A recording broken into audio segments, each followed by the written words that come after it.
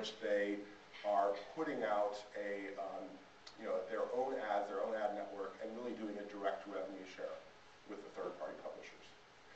So this is all pretty exciting stuff, and you'd think someone would write a book about it, and someone did. And the book is called What Would Google Do? And it's an interesting book that Jeff wrote. It's not really necessarily about Google per se, but about the concept that companies grow themselves when they can grow with others. And we'll see what Jeff says about that a little bit. The belief before was that brands were magnets. People would come to the brand and come to the store and get it. Now we have to go to where the people are, whether that's journalism and media and content or entertainment, or whether that's any product. People won't come to us anymore. And the API is one way and also kind of a symbolic way to do this. If a newspaper takes all of its content and puts it in an API, it enables other people to create applications with that content. So maybe people will never come to that newspaper site, but they will still see the newspaper content wherever they are doing whatever they're doing. Rather than trying to get everybody to come to The Guardian, to their content, the way media properties always have, The Guardian now says we want to be in the fabric of the web. There's only so many people that are going to come to The Guardian. And so they want other people who are going to create news applications to use Guardian content. So that's sort of the basic concept behind this whole ecosystem thing. I will say just a couple words about where we fit into this, because we're sort of the API people, as it were. And we provide API management. Basically, we are the layer between your stuff and the outside world. We are white label, so you won't actually see, if you see the Zinni Netflix thing, it runs through us. A lot of their Xbox stuff runs through us, but you don't see Matchery popping up there. We do it as the Netflix brand, but we provide a whole set of infrastructure and management that you need basically to take whatever you have that's internal to you, that's maybe the building blocks behind your own service, and make it available so that it's a manageable, scalable, non-chaotic ecosystem. And the key part of this that comes with all this, there are two. One is the analytics, which is if you can't measure what's happening in a distribution channel, it's very, very hard, of course, to manage that channel and make money off of it. And the other is that we look at the business side, the distribution side, as our customer. We very, very rarely sell to the CTO or the CIO. They don't have a distribution problem. Their problem is closing everything down. Our customers tend to be the people whose job it is to make more money and to grow the business on limited resources. Those are the people we tend to talk to the most. So when we talk to these companies, what we find is that in pretty much every vertical of companies that do business on the internet, we're seeing early adopters and medium-term adopters coming in and staking their claim and taking this opportunity. And you can look at a wide range of industries. Travel, Hotwire is involved in news. We've mentioned The Guardian, The New York Times. In retail, in online retail, we've got people like Etsy, people like Best Buy. The World Bank is a customer of ours. We have a wide range of companies and institutions that are doing a lot here. And the reason they're doing it is that there's actual defined growth. One of our first customers is a company called Compete. They do web analytics. I doubt any of you are too familiar with them because it's generally serious webmasters and such that really care about them. But when they came to us, they had a competitor called Alexa. And Alexa had traffic up here, and Compete had traffic down here because no one ever heard of them. And what happened is they opened up their data and they started letting a few partners use it. And their traffic tripled. Then they made it an open API.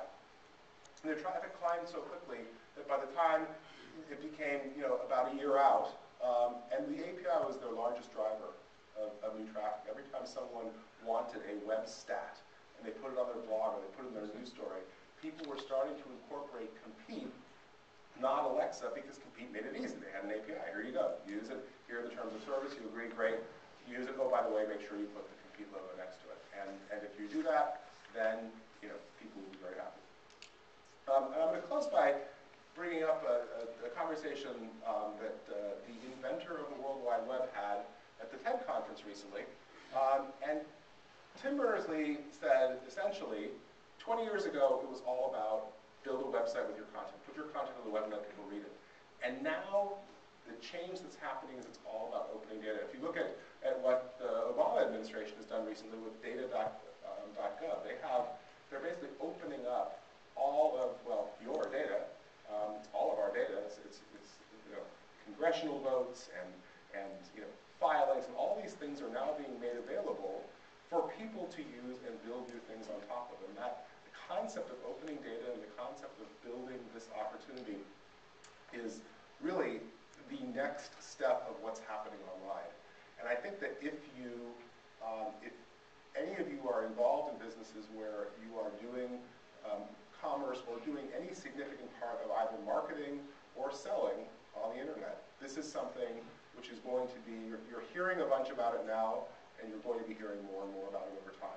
And I'm happy to take any questions and talk about this.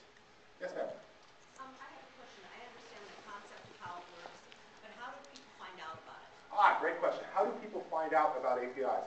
A couple things. One is that, of course, the part of the service that we provide that every decent API has, whether it's through us or not, is they have what's called a developer site. They have a place where you come and you find information. Developer.nytimes.com is an example the New York Times is. But it basically has all of the information that developers need to use the API. But how do they find out about that? Well, a couple things. One is that there are sites. There's one site called programmableweb.com, and there are other sites where people who develop using APIs all come. And Programmable Web has, I think, well over 1,000 APIs listed of companies, large and small.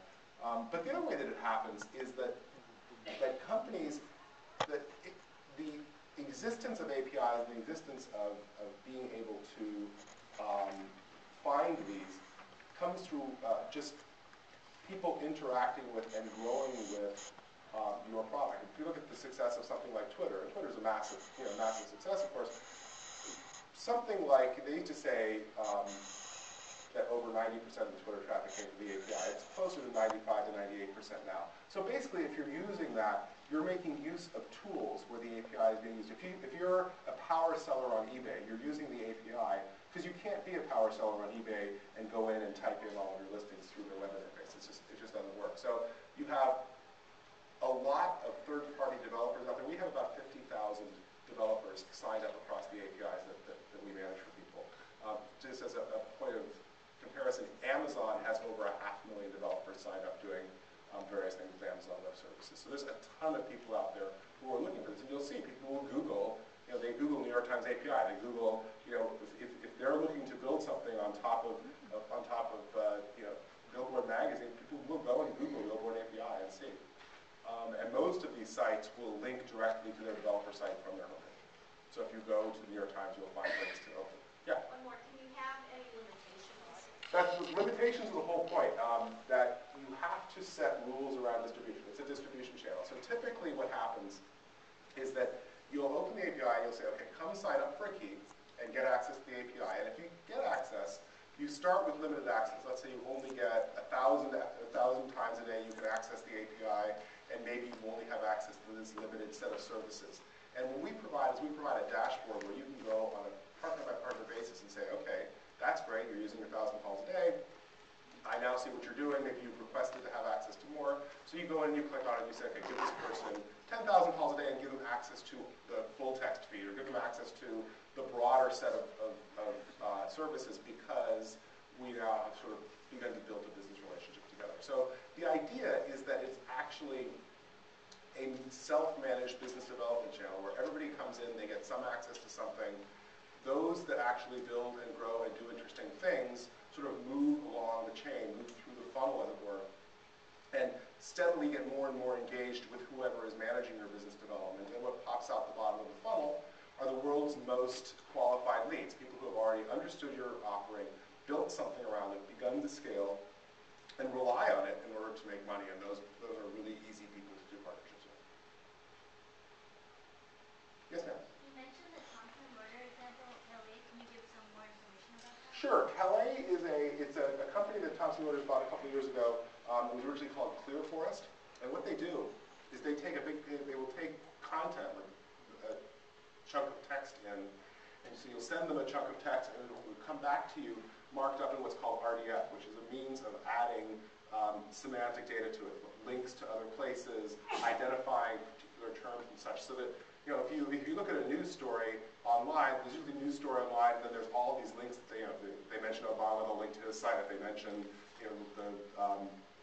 some sports team, they'll link to there, or they